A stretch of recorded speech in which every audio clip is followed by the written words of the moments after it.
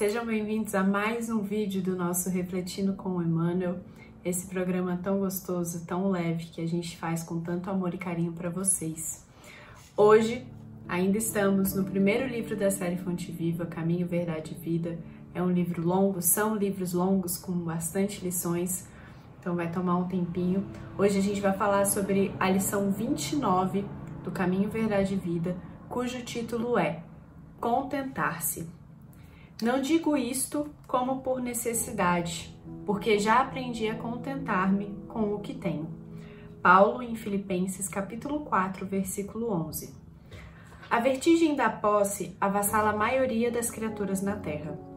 A vida simples, condição da felicidade relativa que o planeta pode oferecer, foi esquecida pela generalidade dos homens.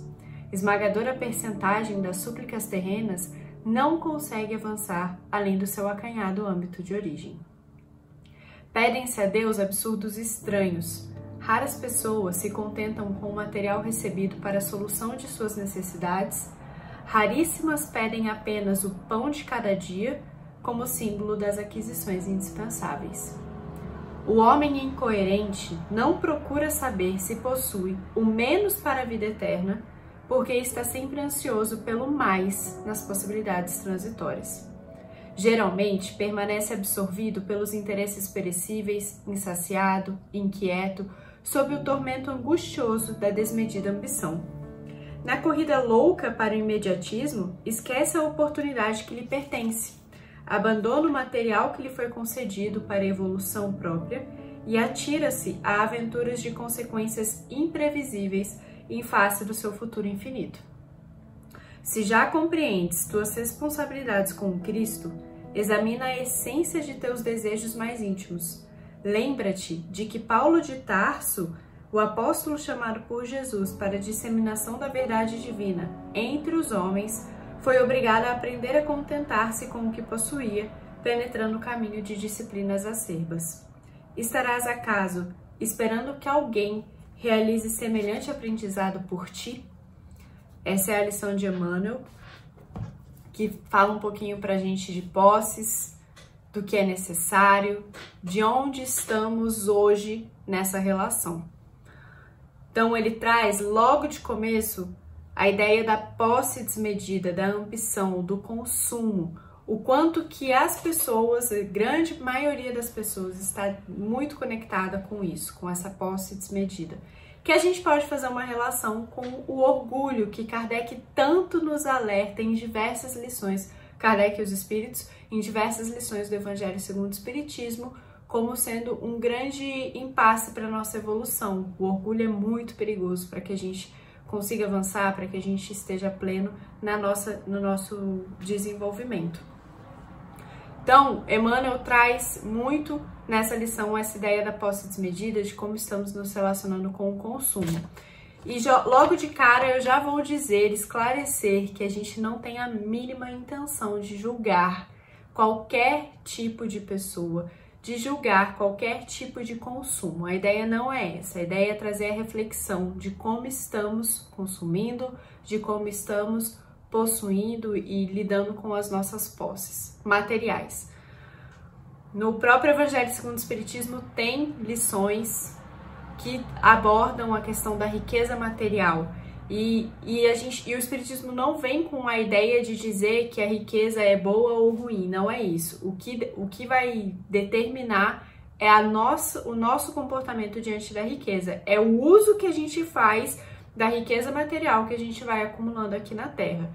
E se estamos apenas conectados no acúmulo de riqueza material, esquecendo de todas as necessidades que a gente tem para acumular riqueza espiritual. Então, ele traz, dito isso, de que não existe aqui qualquer julgamento de riqueza, dizendo, não queremos dizer se ser rico ou rica é bom ou ruim, não é isso.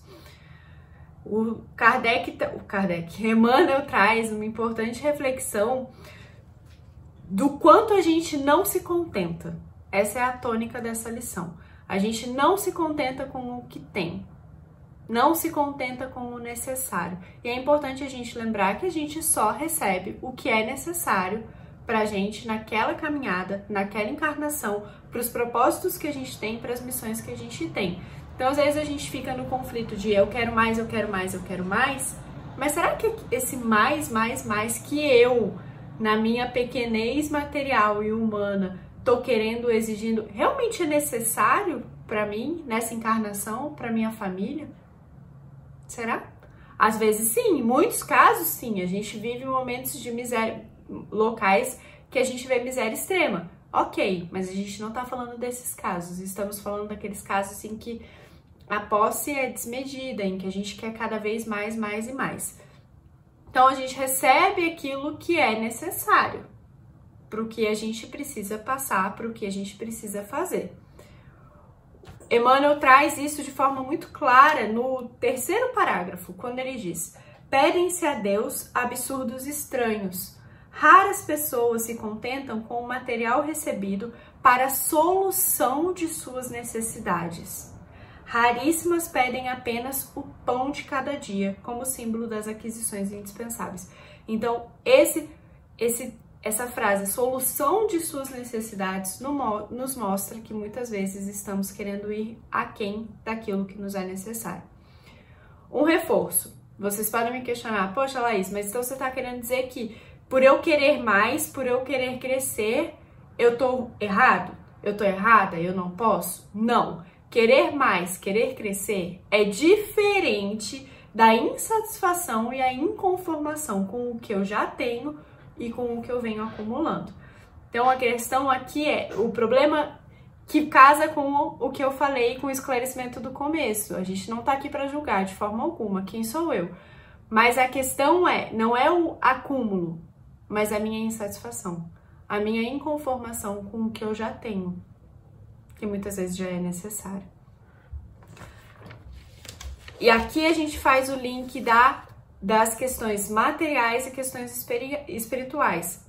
Por quê? Muitas vezes a gente se perde buscando mais riqueza material, mais pacientes, mais clientes, mais atendimentos, mais salários, mais reuniões para aumentar o meu salário, por exemplo, e com isso eu aumentar o que eu tenho de riqueza material, que só vai ser útil nessa nossa passagem terrena, que são as possibilidades transitórias, e nos esquecemos do trabalho na seara espiritual, que é o que nós vamos levar de fato para a nossa vida eterna, que é o plano espiritual. Então esse jogo, esse equilíbrio é o que muitas vezes nos falta. Tá tudo bem eu querer mais riquezas materiais, mas desde que junto com elas eu trabalhe também nas minhas riquezas espirituais. Então, por exemplo, eu faltar atividades do centro espírita porque eu vou colocando reuniões na hora que eu sei que eu tenho uma atividade do centro espírita. Cabe uma reflexão. Toda semana, toda vez, eu não posso organizar a minha agenda e de fato deixar aquela noite livre para a reunião espírita, para o trabalho na casa espírita, porque muitas vezes a gente delega, a gente cancela. Fala, não, hoje eu teria estudo do Livro dos Espíritos, hoje eu teria palestra, a exposição espírita, mas semana que vem eu vou, essa semana eu preciso fazer essa reunião, fechar com esse cliente, essa semana eu preciso terminar esse relatório, eu preciso estudar um pouquinho mais para o meu concurso, para a minha prova. Tá, mas é 1 hora o trabalho na casa espírita. Será que a gente não pode conciliar esses dois? A busca pela riqueza material, mas também a busca pela riqueza espiritual, que se dá nas casas espíritas, que se dá nas leituras que a gente faz, que se dá no nosso estudo e na nossa tentativa e busca pela reforma íntima diariamente. Então, esse equilíbrio é necessário e por isso que a gente não entra no julgamento. Emmanuel traz a questão do imediatismo, que nós vivemos muito nos tempos atuais. A gente costuma dizer que o imediatismo está muito presente nos adolescentes. Não só, nós adultos também temos muita questão do imediatismo, que nos leva a compras desenfreadas, a querer mais e buscar mais, porque nesse momento eu quero. Hoje eu quero aquela roupa, aquela blusa nova, trocar o meu celular, trocar o meu carro. Eu quero hoje. E tudo bem. Só que isso, o hoje é todo dia. Então todo dia eu quero alguma outra coisa, alguma coisa nova. E nisso, o plano de longo prazo, que é o da vida espiritual, vai ficando perdido, vai perdendo força, porque, evidente, o imediatismo vai ganhar. Ele tem mais força. Cabe a nós fazer essa análise, parar e acalmar um pouquinho esse nosso imediatismo. Tudo bem, fazer a reflexão. Será que eu preciso disso? Será que isso realmente é necessário? Será que eu não estou entrando numa seara de inconformação, de insatisfação eterna? E no final, Emmanuel traz a relação com Paulo de Tarso, que é um dos grandes exemplos que a gente tem dentro do Espiritismo de disseminação da palavra de Cristo, dos ensinamentos. E ele traz como a gente pode conciliar, como é importante que a gente concilie a riqueza material e a riqueza espiritual para que a gente não tenha que seguir os mesmos caminhos que Paulo seguiu. E Paulo sofreu muito nos caminhos que ele teve que seguir para chegar onde ele chegou hoje. Muitas vezes a gente analisa os grandes personagens do espiritismo, do cristianismo, já como santo, como algo bom, como alguém bom, que não teve nenhum problema, que não passou por nenhuma dificuldade. Falha nossa, que a gente pode estudar mais e ver o percalço, passo a passo de cada um deles, para eles se tornarem quem eles se tornaram, para eles se tornarem a referência que eles são pra gente hoje. E Paulo é um desses exemplos. Ele sofreu muito, a caminhada dele foi muito dura, porque no começo ele estava muito conectado às riquezas materiais. Para ele foi difícil desgarrar disso e passar a acompanhar Cristo.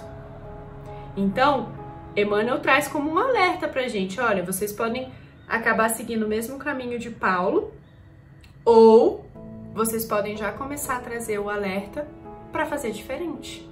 A gente não precisa necessariamente passar por que Paulo passou e porque vários outros cristãos passaram, porque eles passaram para nos ensinar. A gente precisa aprender. Então, a nossa proposta aqui é o equilíbrio da riqueza material e a riqueza espiritual. É o equilíbrio entre as possibilidades transitórias e a vida eterna. É o equilíbrio de como eu vou utilizar as minhas riquezas.